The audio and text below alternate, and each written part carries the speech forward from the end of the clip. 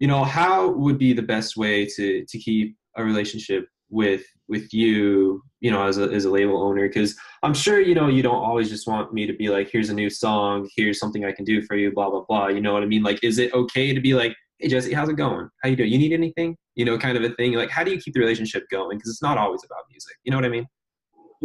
I just had this conversation. Was on some Malta's podcast, EDM production, and we actually both kind of stumbled on this point during the conversation. Is I love what you're saying, right? If you want to work with somebody, and when somebody's saying this in chat, like, bring some value to the table.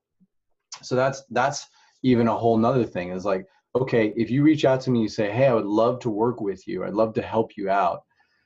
That's awesome. It shows like you've got your head is in the right place. What's hard is then that puts me sort of into thinking mode of, okay, what do I need and how do I make that happen? And how do I create some sort of like system for handing that to you where you could do the work and actually help me. So that actually makes work for me to do, for you to help me do that work. So if you come with some sort of solution of something, or you see a weak point, you're like, hey, your website's kind of busted right now. Like, it actually is, like, our artist pages are not working. You're like, hey, I could help you with that.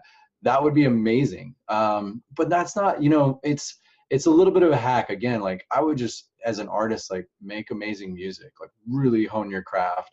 And aside from that, just maintaining the relationship. Yeah, I mean, when it makes sense for you, if you have something really cool to share, or you feel like, like, hey, I just saw these dope pictures at Euphoria. It looked like that was a blast. That's great. I think that the thing to stay away from is using that person for something, and then being, actually caring about them enough to where it doesn't seem like, hey, I'm just nudging you because I'm hoping that this works out.